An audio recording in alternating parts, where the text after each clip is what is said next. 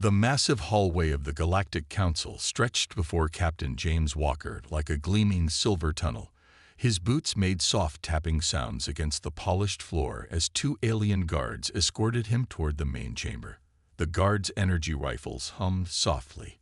The sound reminded him of angry bees trapped in a jar.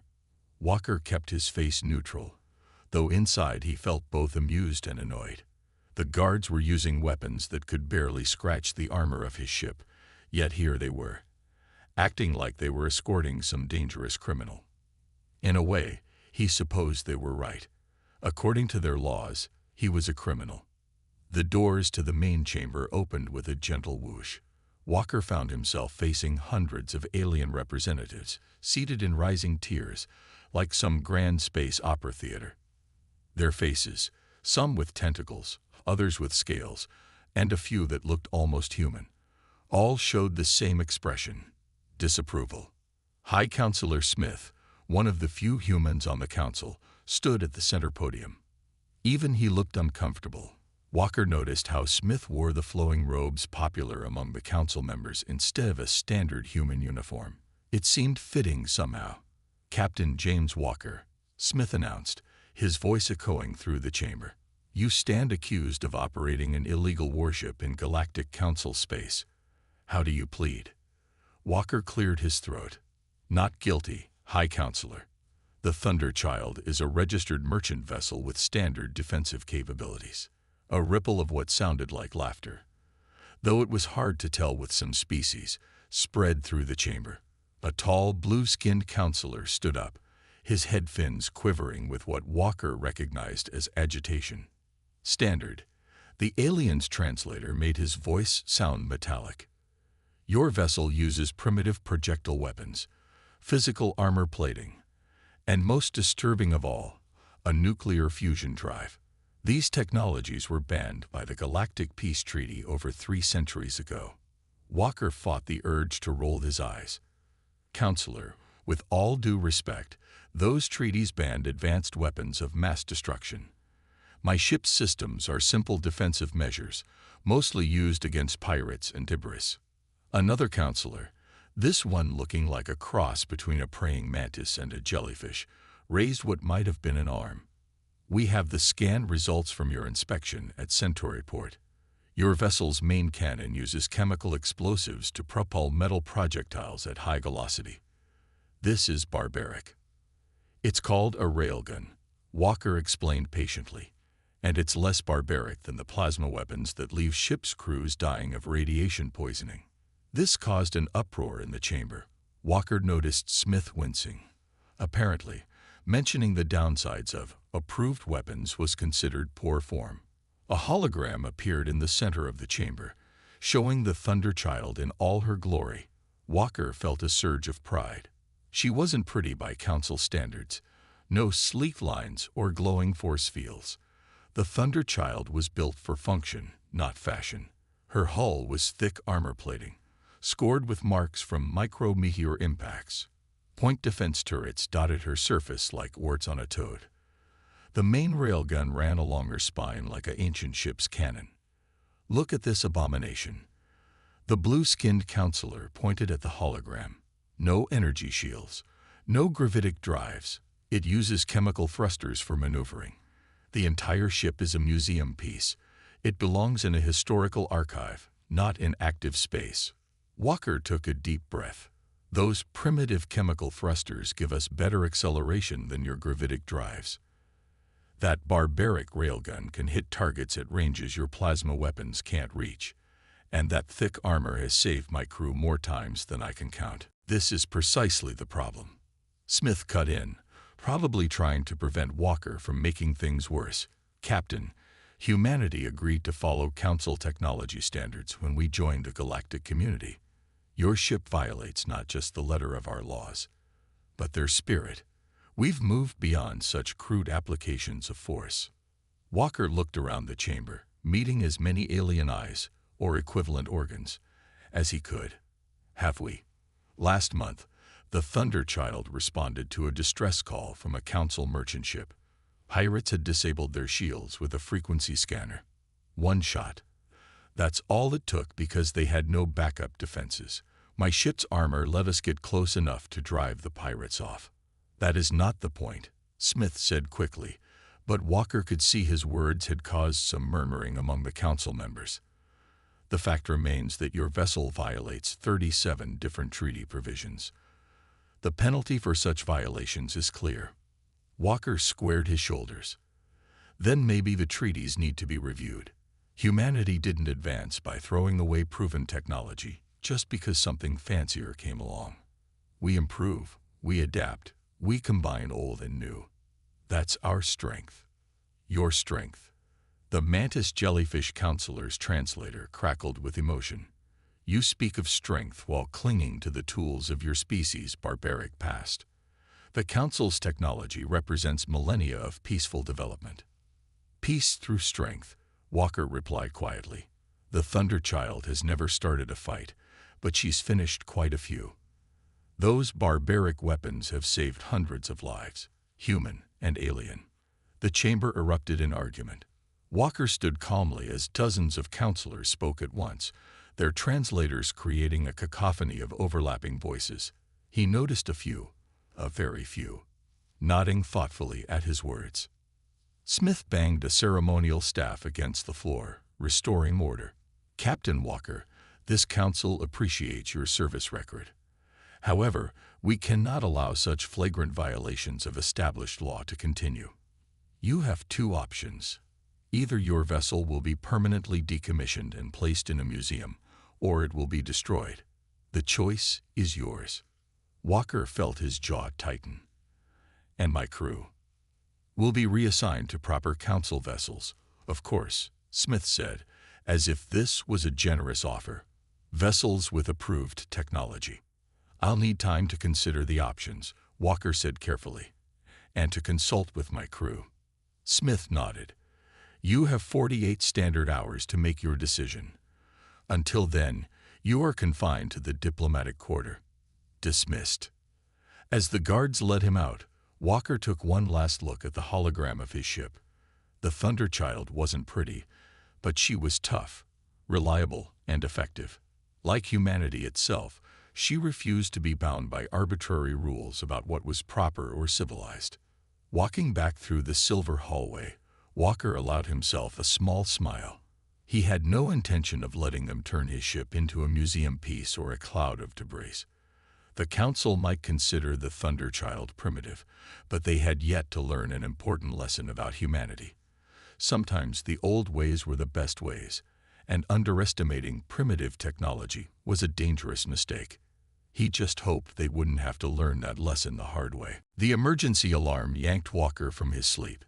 He was on his feet before his eyes fully opened, years of training taking over. The diplomatic quarters' soft lighting had shifted to a harsh red glow. Something was very wrong. His room's communication panel crackled to life. Captain Walker, your presence is required in the council chamber immediately. The voice belonged to Smith, and Walker had never heard the usually composed counselor sound so shaken. Walker didn't bother changing out of his simple black uniform. If they were calling him in the middle of the night cycle, ceremony could wait. The halls were chaos, aliens of all species rushing about, their translators creating a storm of overlapping voices filled with fear and confusion. The council chamber looked nothing like it had 12 hours ago. The neat rows of seats were mostly empty. Those counselors who were present huddled around display screens, their faces illuminated by the glow of emergency transmissions. The central hologram showed a star map with angry red markers spreading across it like a virus. What's happening? Walker asked, though he had a pretty good guess. He'd seen invasion patterns before. Smith turned to him, his fancy robes wrinkled as if he'd been sleeping in them. We're under attack. An unknown species has launched simultaneous strikes against our outer colonies. They're not responding to any communication attempts. Walker studied the tactical display. The attack pattern was aggressive but methodical. These weren't pirates or raiders. This was a coordinated military campaign. Casualties. A mantis jellyfish counselor, the same one who had called Walker's weapons barbaric, answered in a shaking voice. Total. They're using some kind of energy weapon we've never seen before. It passes through our shields as if they weren't there. 15 colony stations, just gone. Millions dead. The defense fleet? Walker asked. Smith's face was ash-gray, decimated.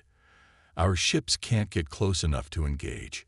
Their shields fail instantly against these weapons. We've lost contact with 3 battle groups already. Walker watched another red marker appear on the map. The invasion force was moving with terrifying speed. Show me weapon signatures.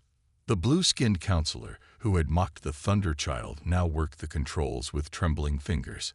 A new display appeared, showing energy readings from the alien weapons. Walker studied them carefully, his mind racing. These readings, he said slowly.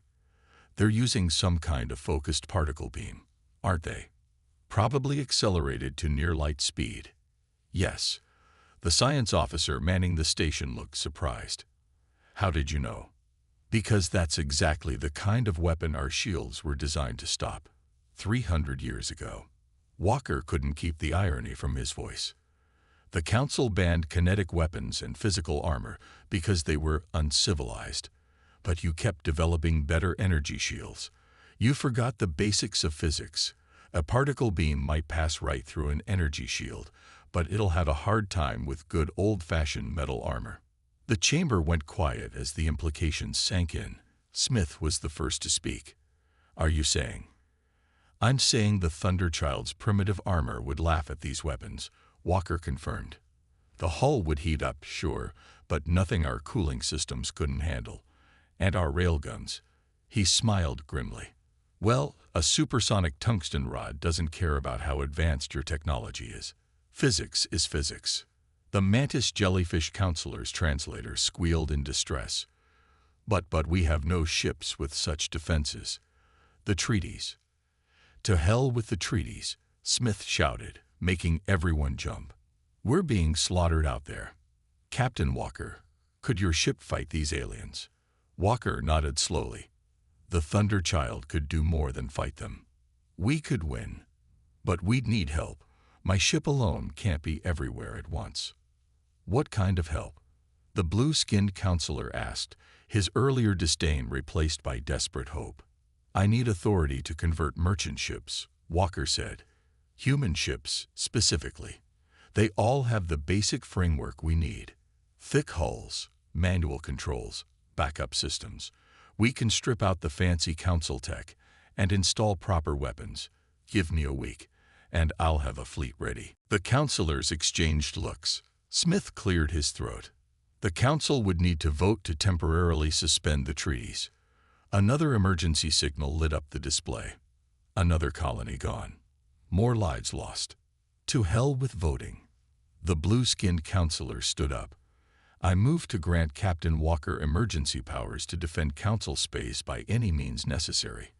The treaties are suspended until this crisis is resolved. The motion passed in record time. Walker was already moving. I need to get to my ship. And I need access to every human merchant captain in the sector. What are you going to do? Smith called after him. Walker paused at the door. I'm going to teach the Council's civilized races how humanity fought wars before we got too sophisticated for our own good. And then I'm going to show these invaders why some weapons were banned, not because they didn't work, but because they worked too well. Hours later, Walker stood on the Thunder Child's bridge, watching as dozens of human merchant ships docked at the emergency refit stations. The Council's sophisticated shipyards were being hastily converted to install railguns, point defense systems, and additional armor plating. Engineers who had maintained these obsolete systems in secret were now working openly, teaching their craft to a new generation. Status report. Walker called out to his crew. Main railgun charged and ready. Weapons Officer Tom Davis reported. All ammunition stores full. Point defense grid online. Hull temperature nominal. Engineering reports all systems green. Added First Officer Robert Torres. The old girl's ready to remind the galaxy why humanity never fully trusted energy shields. Walker watched as the tactical display tracked the aliens' advance. They were moving confidently, probably expecting the same easy victories they'd achieved so far. They had no idea what was coming. "Send word to all ships," Walker ordered. "We launch in 6 hours. It's time to show the galaxy that sometimes the old ways are the best ways." As his crew rushed to prepare for battle, Walker thought about all the times the Council had looked down on human technology. They had called it primitive, barbaric, uncivilized. But there was nothing civilized about watching millions die, because you were too proud to admit that sometimes the simple solution was the right solution. The Thunderchild's engines hummed to life, the primitive nuclear fusion drive powering up with the same reliability it had shown for centuries. On the tactical display, more and more ships showed ready status as they completed their conversions to proper warships. The galaxy was about to learn why humanity had never fully embraced the Council's vision of technological progress.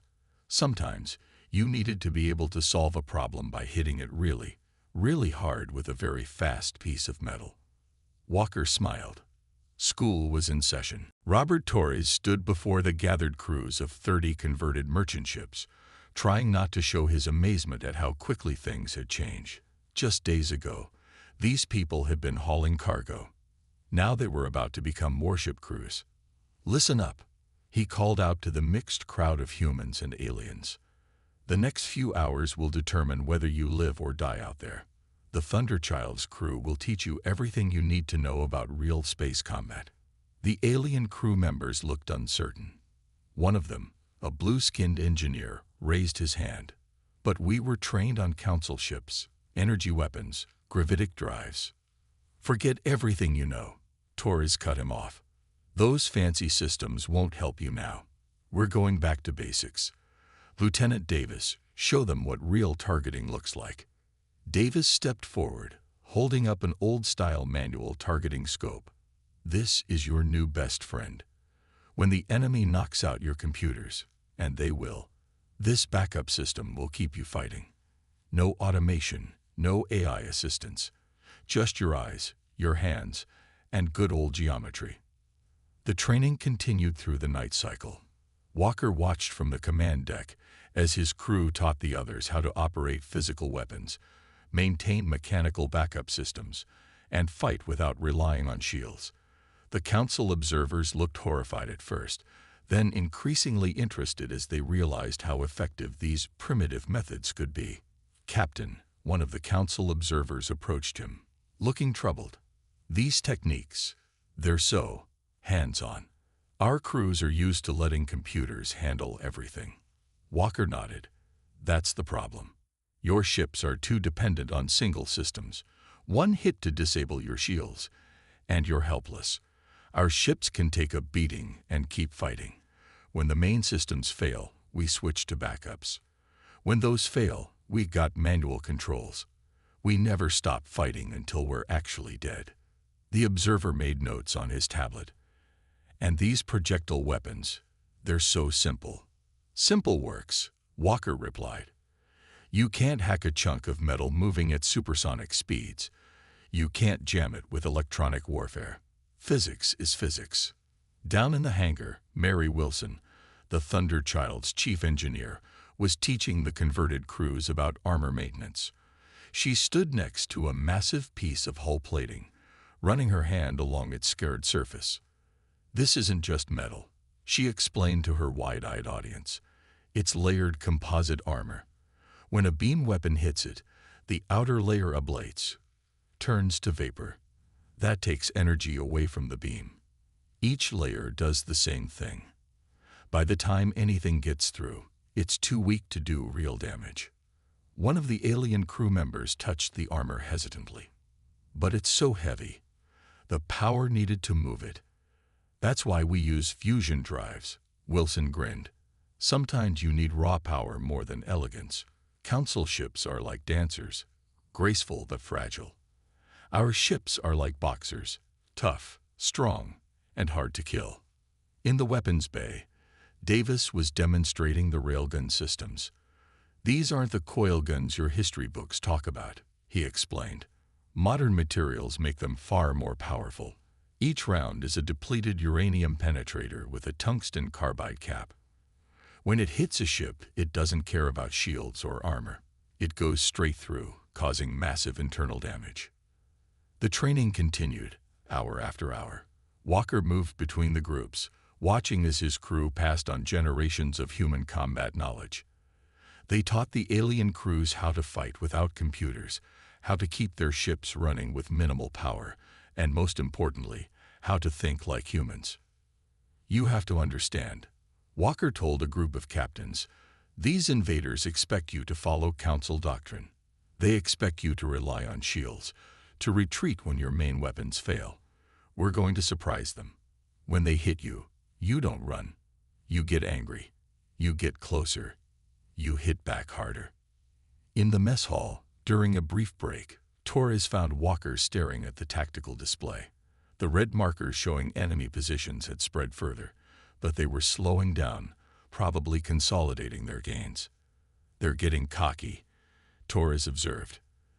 "They think they've got us figured out." Walker smiled grimly. "That's exactly what we want them to think." "How are the crews doing?" "Better than expected." Turns out a lot of them were frustrated with Council restrictions. They're enjoying learning how to really fight. Alarm sounded, and Wilson's voice came over the intercom. "Captain, you need to see this. Engineering now." Walker and Torres hurried to engineering, where they found Wilson standing next to one of the converted merchant ship's engines. She was grinning like a child with a new toy. "Look at this," she pointed to the engine's power curve display.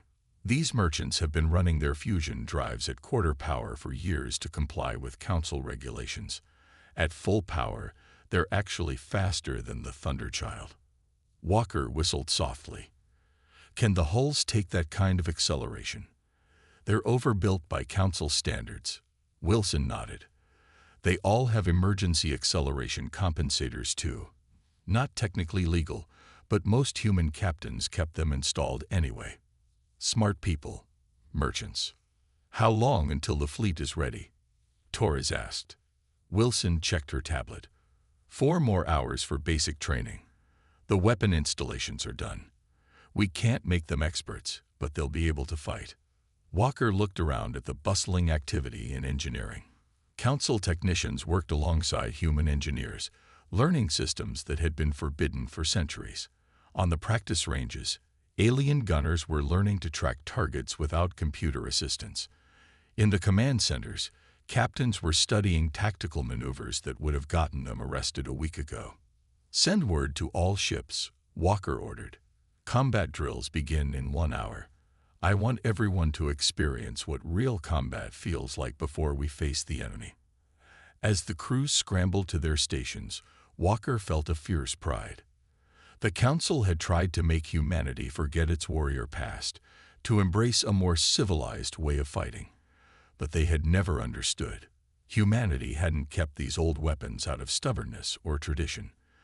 They had kept them because they worked. Now, facing an enemy that made their advanced technology useless, the Council races were learning why humanity had never fully trusted shields and energy weapons. Sometimes, the best way to win a fight was the old way, with thick armor, big guns, and the determination to keep fighting no matter what. The thunder of railgun practice fire echoed through the station. The future of the galaxy might depend on its past, and humanity was ready to teach that lesson. The Thunderchild led the converted fleet through the debris field of what had once been a Council defense station. Walker watched the tactical display as 30 ships moved in perfect formation, their newly installed weapons ready. They looked nothing like proper warships. Their hulls were still marked with merchant company logos and trading permits, but Walker knew they were now more dangerous than any Council battleship. "Enemy fleet detected," Davis reported from his weapons station. 5 capital ships, 20 escorts. Standard attack formation. They haven't spotted us yet." Walker nodded. The debris field was hiding them from the enemy sensors, just as he planned. The aliens had grown overconfident after destroying so many Council ships. They weren't expecting an ambush, and they certainly weren't expecting ships that could fight back. "All ships, battle stations, Walker ordered quietly. "Remember your training. Wait for my signal." The bridge crew worked in silence, broken only by the soft beeping of sensor equipment. Torres watched the enemy fleet's approach on his display. They're following the same pattern as before, moving in to fire their particle beams. "Let them get closer," Walker said. "They're used to fighting at energy weapon range. We want them inside railgun range." Minutes passed. The enemy ships moved closer, their formation perfect, their confidence clear in every movement. They had no reason to be cautious. Every battle so far had been a slaughter. "They're starting their attack run," Davis reported. "Particle beam weapons charging." Walker waited until the enemy fleet was fully committed to their approach. "Now, all ships, execute attack pattern Alpha." The Thunderchild's engines roared to life, pushing the ship out of the debris field at full acceleration. The rest of the fleet followed, emerging from hiding like angry wasps from a broken nest. The enemy ships actually hesitated, clearly surprised by the aggressive move. "Enemy firing particle beams," Torres called out. The tactical display showed dozens of energy weapons firing at once. Walker felt the Thunderchild shudder as the beams hit their armor. Temperature warnings flashed but stayed in the safe zone. Damage report. Hull temperature elevated but within tolerances, Wilson reported from engineering. Armor doing its job. All systems nominal. The enemy ships were already firing their second volley when Walker gave his next order. "All ships, open fire. Show them what real weapons can do." 30 railguns fired as one. The electromagnetic launchers sent depleted uranium rounds screaming through space at a significant fraction of light speed. There was no elegant energy beam, no glowing projectile trail, just invisible death moving too fast to dodge. The effect was devastating. The enemy's energy shields, designed to stop plasma weapons and laser fire, might as well have been tissue paper. The railgun rounds punched through their hulls like they weren't even there. "Direct hits on 3 enemy escorts," Davis reported, his voice tight with satisfaction. 2 completely disabled, 1 breaking formation. The enemy fleet's perfect formation shattered as they tried to deal with an attack unlike anything they'd faced before. Their particle beams continued firing, but the converted merchant ship's armor was holding. "They're trying to retreat to energy weapon range," Torres observed. "They don't understand why their weapons aren't working." Walker smiled grimly. "Pursuit course. All ships, continue firing. Don't let them escape to their preferred range." The battle devolved into chaos, exactly the kind of fight humans excelled at. The enemy ships tried to maintain formation, tried to fight according to their doctrine, but the human fleet didn't play by those rules. Every ship fought independently, using the debris field for cover, firing from unexpected angles. "Enemy flagship is launching fighters," Davis reported. "Perfect. Walker had been waiting for this. Launch our surprise." From the converted cargo bays of the merchant ships came swarms of what looked like garbage, literal space junk that had been collected and modified. But this junk had small maneuvering thrusters and was covered in simple but effective explosives. The enemy fighters, expecting to face energy weapons, flew right into clouds of explosive debris. Their shields did nothing to stop physical objects from impacting their hulls. The space around the battle lit up with secondary explosions as fighter after fighter succumbed to the most basic of weapons, simple kinetic impact. "Enemy fleet is in full retreat," Torres announced. 2 capital ships destroyed, 3 heavily damaged. 11 escorts confirmed destroyed. Rest are withdrawing. Walker watched the tactical display as the enemy fleet broke apart, individual ships jumping to faster-than-light travel in different directions. Their perfectly coordinated attack had turned into a panicked rout. "Casualties?" he asked. 3 of our ships reporting moderate damage," Torres replied. "No losses. Hull temperatures are high across the fleet, but nothing we can't handle."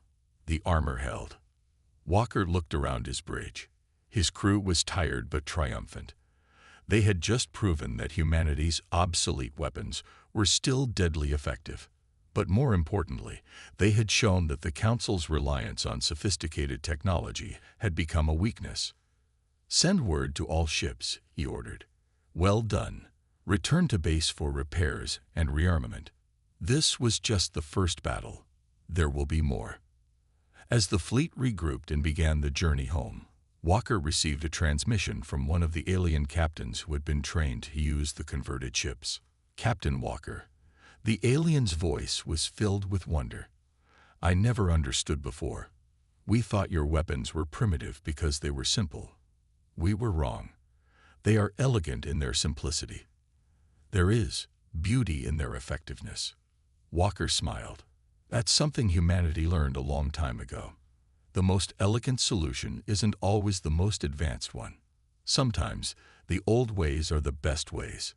The Thunderchild led the fleet home, her armor scared but intact, her railgun still ready to fire. She wasn't pretty by Council standards, but she had proven something important today. In the end, it wasn't about how advanced your technology was. It was about how effectively you used what you had. And humanity, it seemed, had never forgotten how to fight effectively. The Council would have to accept that some lessons were worth remembering, even if they seemed primitive by modern standards. Physics hadn't changed in the centuries since these weapons were banned. And physics, as Walker liked to say, didn't care about politics. The next battle would be even harder. The enemy would adapt, would try to counter these primitive weapons, but that was fine. Humanity was good at adapting too. And now they had a fleet of ships ready to prove that sometimes the best way to advance wasn't to abandon the old ways, but to perfect them. The Council chamber looked very different from the last time Walker had stood there. Gone were the fancy decorations and ceremonial displays. The walls were covered in tactical screens showing fleet movements and battle reports. Council members worked at makeshift command stations, their elegant robes replaced by practical uniforms. 3 months had passed since the first battle, and everything had changed. The Thunderchild's victory had turned the tide of the war, but the fighting was far from over. The enemy had adapted, developing new armor and tactics, but so had humanity. What had started as a desperate defense had turned into a grinding war of attrition, exactly the kind of fight that humanity excelled at. "Captain Walker," Smith called out as Walker entered. The counselor had changed too. He now wore a standard human uniform, and his hands showed the calluses of someone who had learned to operate manual weapons. "The final reports are in from the Orient sector." Walker studied the tactical display. The enemy fleet's advance had not just been stopped, it had been pushed back. The red markers showing enemy-controlled space were shrinking day by day. "How many ships have we converted now?" Walker asked. "Over 300, Smith replied. "Not just human vessels anymore. Other species are volunteering their ships for conversion. They've seen the effectiveness of your methods." A group of alien engineers worked nearby, studying diagrams of railgun systems and armor layouts. They no longer showed any sign of disgust at the primitive technology. Success had a way of changing people's minds. "The enemy tried to copy our weapons," Torres reported, walking up with a tablet. "But they don't understand the principles behind them. They think it's just about throwing metal very fast. They don't get the hundreds of years of refinement that went into these systems." Walker nodded. The enemy had started mounting their own projectile weapons, but they were crude copies that often did more damage to their own ships than their targets. They didn't understand that humanity's primitive weapons were actually highly sophisticated. They just looked simple on the outside. "Status of the Thunderchild?" Walker asked. "Ready for the final push," Torres grinned. "Mary's got the engines running better than ever. The old girls learned some new tricks." The tactical display updated, showing the planned assault on the enemy's main fleet base. It would be the largest battle of the war, over 500 ships on each side. But Walker was confident. His fleet had something the enemy couldn't copy: experience. "The Council has voted," Smith announced suddenly. The chamber went quiet. "All treaties restricting military technology have been permanently revised. We recognize now that we were wrong to ban these weapons. Diversity in military technology, like diversity in nature, makes us stronger. Walker raised an eyebrow. All those centuries of looking down on primitive weapons were a mistake, Smith finished. We became so focused on advancing that we forgot why these technologies were developed in the first place. They worked. They still work. And now, they've saved us. A young alien officer approached Walker, holding out a datapad. "Captain, the new ship designs are ready for your approval." Walker looked at the designs and smiled. The new ships combined the best of both worlds. Council energy weapons mounted alongside railguns, shield generators working in concert with physical armor. They weren't pretty, but they were effective. "The Council has another announcement," Smith continued. "We're creating a new classification of ships, Heritage Class. These vessels will maintain and advance the military technologies that we foolishly try to leave behind, and we want you to command the first Heritage Fleet." Walker looked around the chamber. Aliens and humans worked side by side, learning from each other, combining their knowledge to create something new. This was how progress should work, not by abandoning the past, but by building on it. "One condition," Walker said. "The Thunder Child remains exactly as she is. No upgrades, no modifications. She stays a living reminder of why we should never forget our roots." Smith nodded. "Agreed. She's earned her place in history." Speaking of which, he pressed a button, and the chamber's main hologram changed to show the Thunder Child. But now she bore new markings. Her hull had been decorated with symbols of honor from a dozen different species. "The Council races have each awarded her their highest military honors," Smith explained.